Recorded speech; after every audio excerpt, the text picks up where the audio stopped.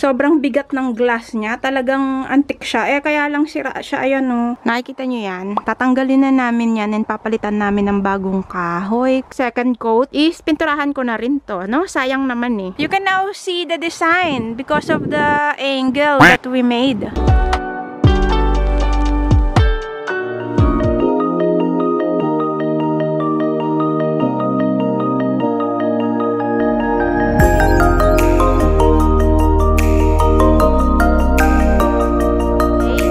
Guys, so today is pipinturahan ko na yung taas.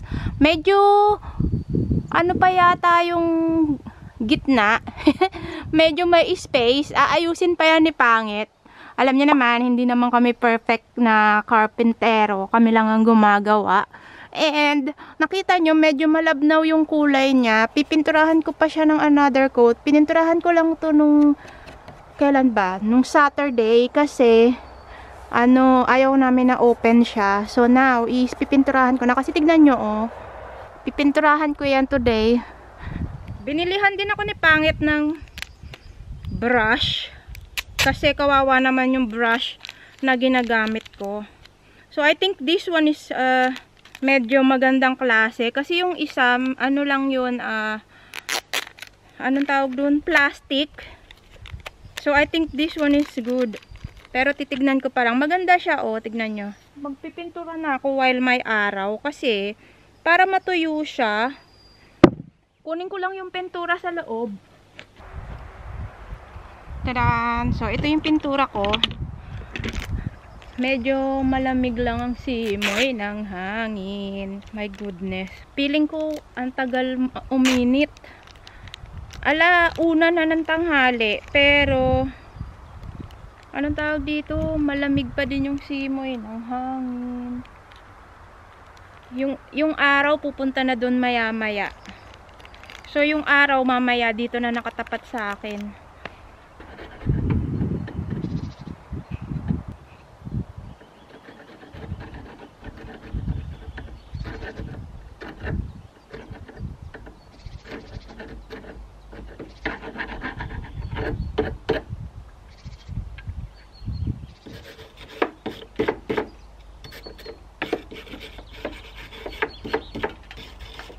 So, I think pipinturahan ko din to. Ito. Para maganda siya. Kasi puti. And then the other one also. Pipinturahan ko din. I think maganda din. Ito. Oh. Until here. Tingnan natin. And yung taas din. Pininturahan ko na siya. Tapos ko na siyang pinturahan. Ayan. Pinturahan ko din kaya tong taas. Para mukhang maganda. Mukha kasing malinis na siya. Ayan o. Dadagdagan ko pa yan ng another paint. Ayan din yung isa. Yung tatlong ito. Pininturahan ko. Pipinturahan ko din kaya yung ilalim. Para maganda. No. Kasi tignan nyo. Pininturahan ko na to ng isang coat. Siguro dadagdagan ko pa siya ulit. Kasi medyo malabnaw siya. Hindi ko gusto yung pintura. Nakakainis. Uy. So, yun, lalagyan ko na rin kaya ng pintura yung taas. Pupukpukin ko lang ng kaunti para pantay siya. Kasi ito, mukhang bumagsak siya. So, kailangan ko siyang itaas. Tignan natin. Tignan nyo yung mga daffodils ko. Malaki na siya. So cute. Yung nakabalot dito, tinanggal ko. Sira na yung kahoy, papalitan na lang namin yan. Pero aalisin ko na siya. Kasi hindi siya maganda, tignan nyo, oh. So, ayun na yung tinanggal ko. Ito, tatanggalin ko din siya. Wala akong screw. But let's see. Tatanggalin din natin tong kabilang side. Kasi natanggal ko na dito. And, pangit yung kahoy, sira na siya. Pero, pwede naman niyang palitan. Tanggalin ko lang siya now. Ayan, ang itsura niya. Hi. So, natapos ko na siya. Napalitan ko na yung kahoy. Dalawa. Sa harap. And, tignan natin kung magagawan ko dito sa kabilang side. Kasi tignan nyo, oh.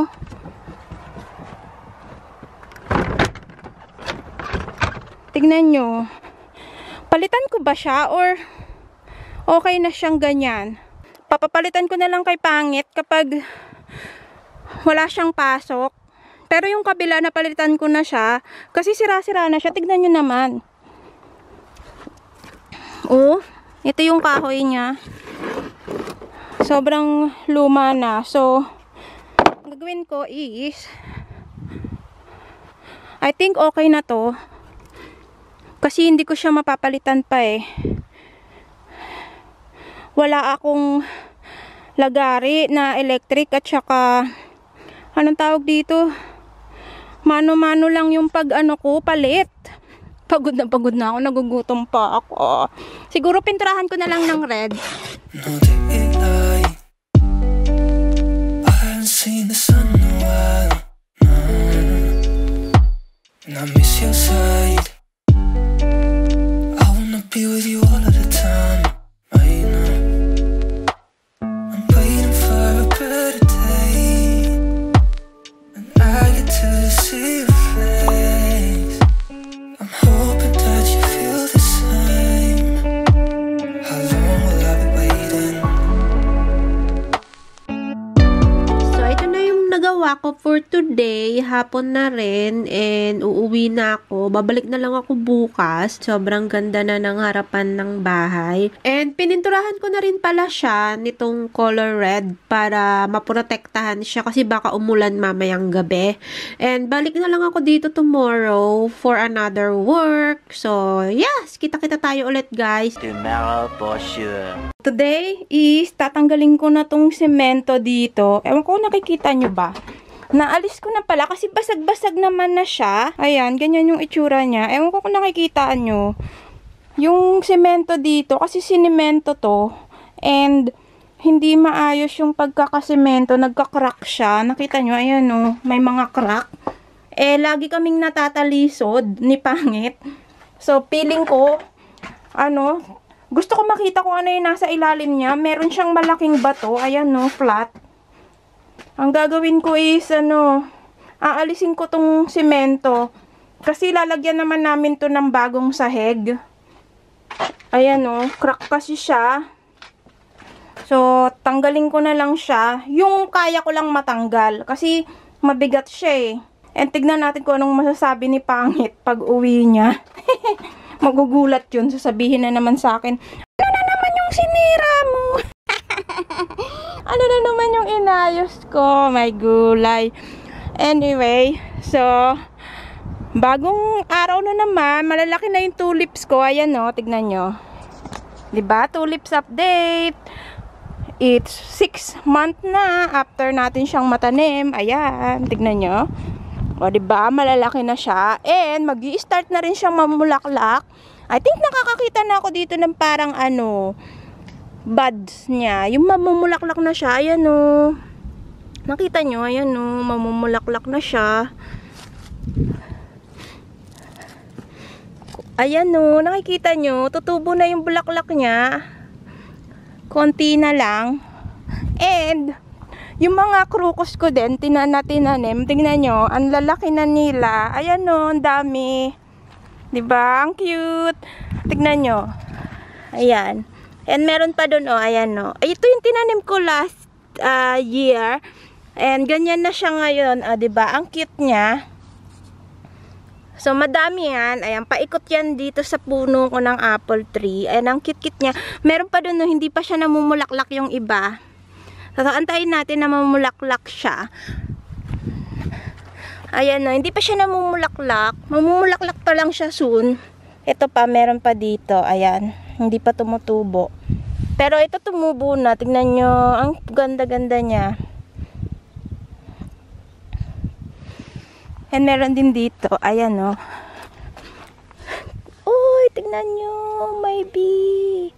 Happy bee. Nangunguha siya ng mga honey.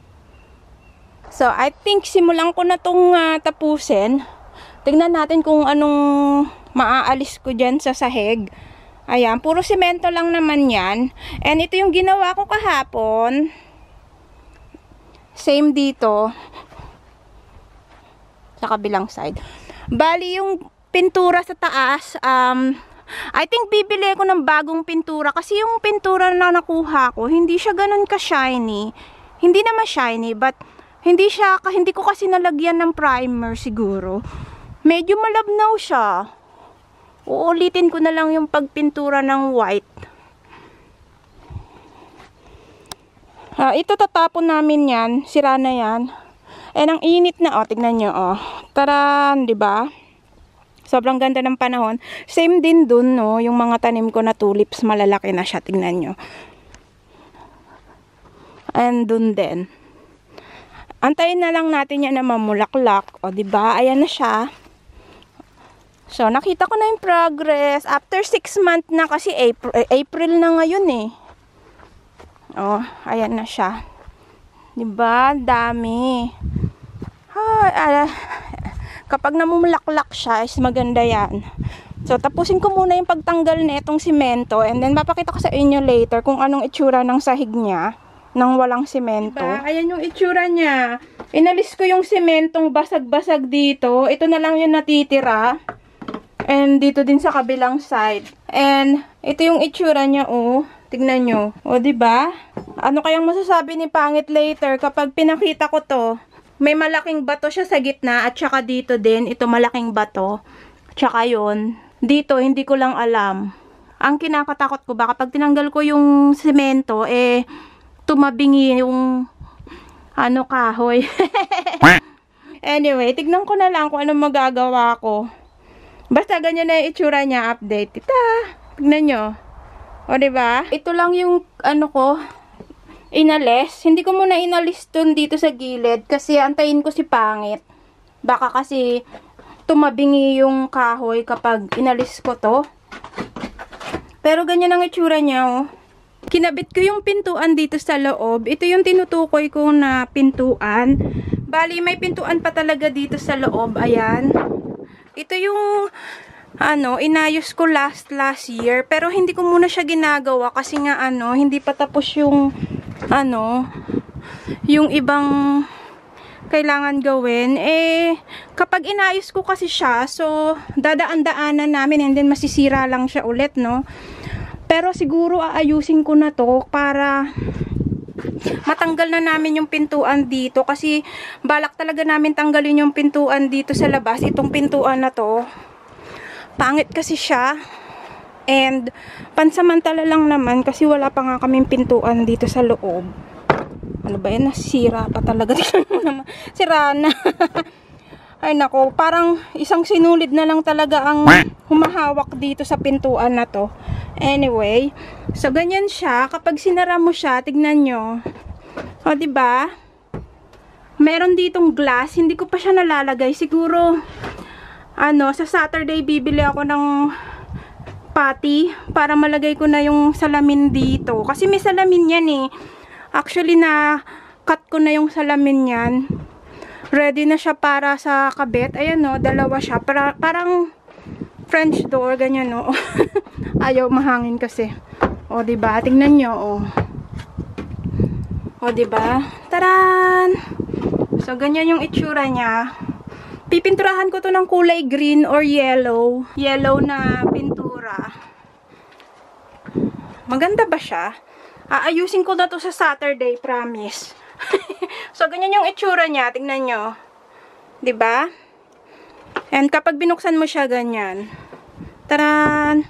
So, kinabit ko lang siya dyan para makita nyo kung anong itsura niya. Sa Saturday, ikakabit ko na yung salamin yan. Kasi walang salamin. Paulit-ulit lang ako. Ang kulit ko talaga. Anyway. Magpapatugtog din ako. Ayan yung aking speaker. The next day. Good morning guys. So today is nandito kami ngayon sa bahay. Si Pangit is nasa nilalakad muna si Max. And iuuwi niya rin yun. And then pupunta siya dito ulit. Dadalhin niya yung kahoy na binili namin kasi nagkulang kami ng kahoy dito kaya hindi namin siya masara-sara. But now is may kahoy na kami and masasara na namin yung ilalim at saka yung sa gilid. Nakita nyo, bukas pa yun dun sa taas kasi may kulang pa kami na kahoy. But now, meron na kaming kahoy, kaya ito yung gagawin namin for today. Isasara namin siya. Tignan nyo yung mga tulips. Tumutubo na siya. Ayan o, meron na siyang bulaklak na lalabas next. I think a couple of days, meron na tayong bulaklak dito. And ayan o, sobrang laki na niya and I cannot wait. Ayan o, lalabas na yung bulaklak. Yung buds is nakalabas na siya. Tignan natin dito sa kabilang side. Yo, same. Ayan o. And I can't wait na lumabas silang lahat. Dito naman sa kabila is itong mga daffodils natin.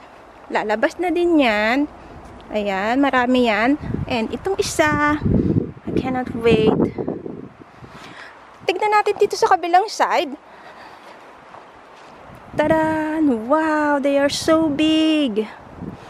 And I think the flowers will come out soon. Tignan natin. Yeah, ito oh, ayan oh, maliit. Maliit yung kanyang bulaklak. But, ito pa, ayan oh. Can't wait. On the other side, ito naman yung mga crocuses ko na tinanim. And they are already wilted. Wilted. Kasi patapos na yung crocus. So, ayan. Ano na lang siya, malalanta. Tignan naman natin dito sa kabilang side.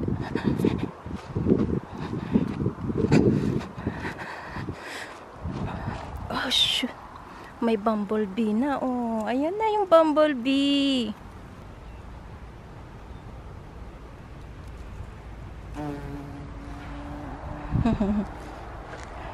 So, ito na naman yung ating mga tulip. Ayan na siya. All the way doon, across. Tulips yan. So, lalaki na lang yan and mamumulaklak. So, ang nagawa ko, antayin ko na lang si Pangit na dumating kasi aayusin namin yung gilid. Let's just hope na matapos namin to. Masara na namin tong gilid kasi ayoko na itong plastic. Ang pangit-pangit. So, and last time pala is nakabit ko na yung pintuan. Ito. Sabi ni Pangit is maganda daw siya. So, as usual, alam niyo naman, maganda. Ayan, wala lang siyang salamin. Wala pa siyang glass kasi hindi ko pa nalalagay yung glass niya. Wala pa akong panglagay. So, I think not for now. As long na nakabit ko na yung pintuan, ayan. Tsaka ko na lang yan naayusin. And, andito yung, ganito na yung sa loob. Wala pa rin namang update. Walang bago. Still, ganun pa din. Yung sahig is hindi maganda. Same here. Mga extra wood namin. Yan. Oh. So, yeah, simulan ko na mag-ayos dahil pupunta na si Pangit dito in any moment.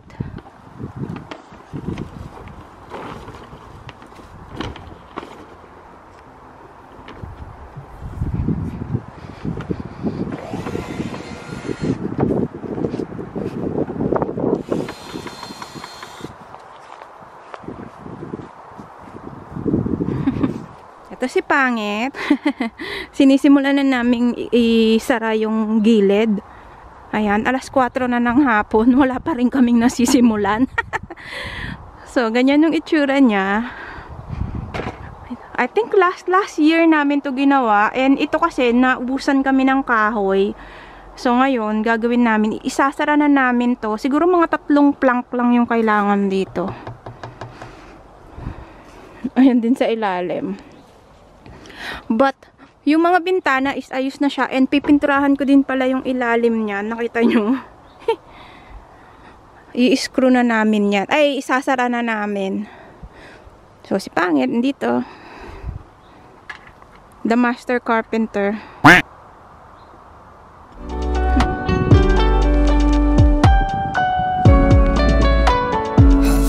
Tada! So, ayan na siya. Hey!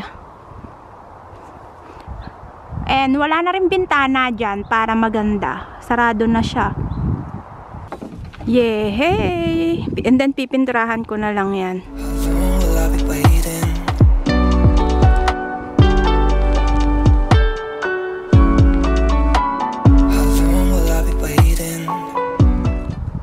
Alright. Second plank na kami. So, ganyan na yung itsura niya. One at a time, one at a time. We're gonna close it, everything.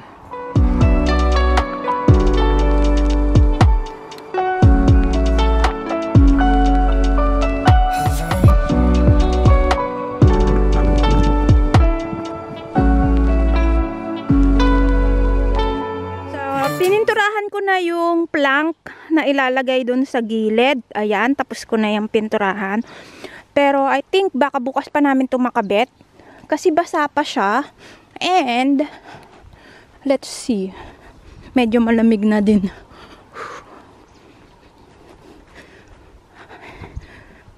I'm just checking how... Nice.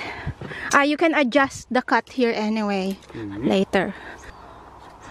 Baby, 1, 2, 3, 4, 5. You need 5 pieces. Nice. Just, I'm gonna measure if it's straight. Yeah, they are the same. 77. Because it's continuous wood on the side, both sides. 77.